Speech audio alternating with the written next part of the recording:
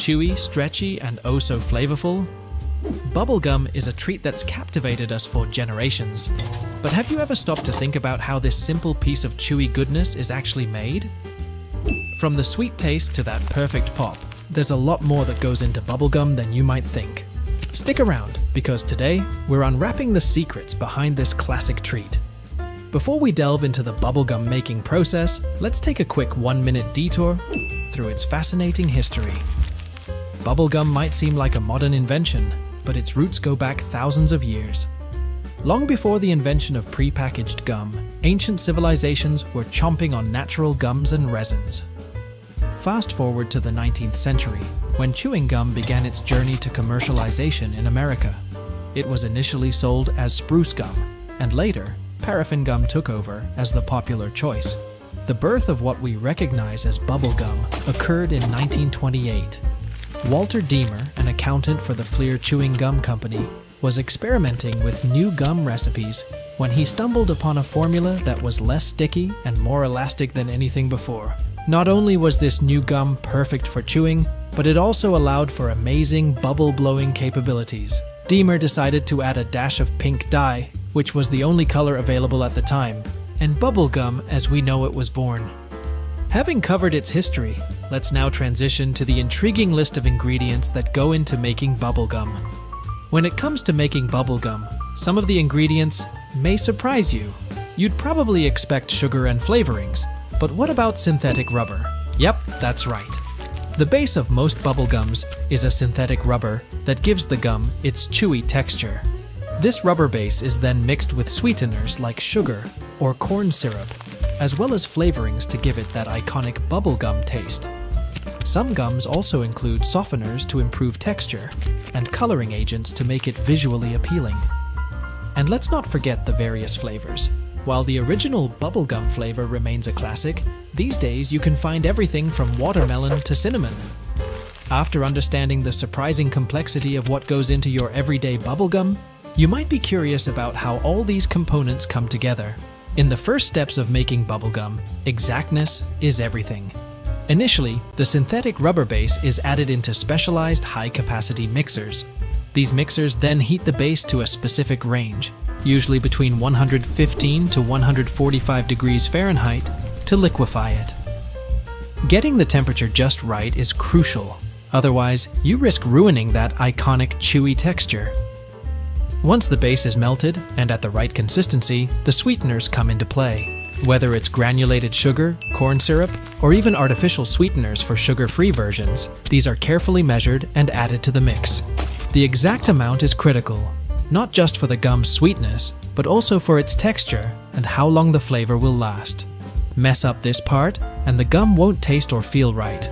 Next up is the flavor infusion stage. This is where the gum transforms from a sugary, rubbery mass into the mouth-watering treat that we know and love.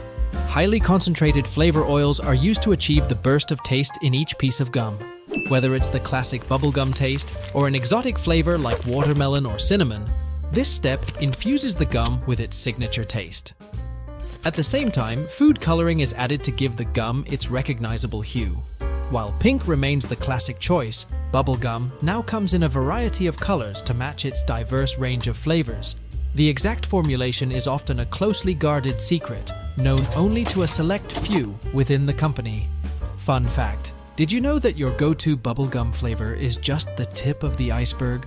While many of us stick to classic flavors like mint, strawberry, or cinnamon, there's a whole world of exotic and unique flavors waiting to be discovered. Imagine the spicy kick of wasabi-infused gum in Japan, or the tangy zest of chili mango gum in Latin America. Even in the Middle East, tradition takes center stage with gums flavored with mastic, an ancient resin.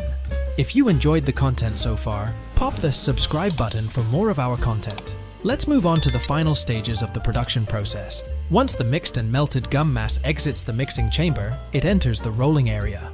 This is where precision engineering comes into play. The rolling machines are not your average kitchen rolling pins. These are industrial-grade machines made of stainless steel, capable of applying tons of pressure. The rollers have specific settings, allowing for adjustments to the thickness of the gum sheets. This could range from a few millimeters to even less, depending on the product specifications. The gum sheets then pass through a series of additional rollers to refine the thickness further. These rollers are temperature controlled to ensure the gum doesn't stick, an important factor given the gum's sticky nature. Once the gum sheets have reached a uniform thickness, they are transported to the cutting stage. At this juncture, an array of sharp blades or specialized cutting machinery springs into action. Depending on the final form the gum is supposed to take, be it classic stick shapes, whimsical spheres, or even modern cubes, the cutters are custom engineered for each specific product. The process isn't just about precision, it's also about efficiency. Thanks to state-of-the-art technology, these cutting machines can produce up to 5,000 pieces or more per minute. This rapid pace not only ensures a high production rate, but also minimizes waste, contributing to a more sustainable manufacturing process. Now it's time we move on to the crucial cooling process. After being rolled and cut, the gum pieces are sent through a specialized cooling tunnel on a conveyor belt. This tunnel is temperature controlled to ensure the gum reaches the ideal firmness. A process carefully calibrated for the specific type of gum being produced. Once cooled, the gum moves on to the coating stage, where it is tumbled in large rotating drums and sprayed with either a sugary syrup or a sugar-free substitute. This is what gives the gum its initial burst of flavor. Advanced spraying mechanisms are employed to evenly distribute the coating for a consistent flavor experience. For many types of gum, multiple coats are applied, each with its own distinct composition, creating a multi-layered flavor experience that evolves as you chew.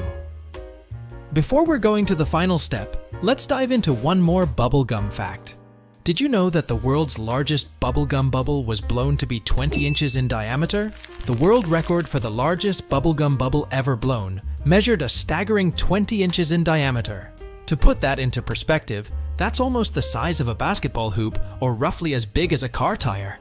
Just imagine the skill and sheer amount of gum needed to achieve such a feat. It's truly mind-blowing. And now for our last stop. Once the gum has undergone cooling and passed all necessary quality checks, it heads straight to the packaging line. State-of-the-art machines precisely sort and wrap each piece of gum at speeds that can exceed thousands per minute. The packaging isn't just about encasing the gum. It's also a barrier that helps maintain its flavor and freshness.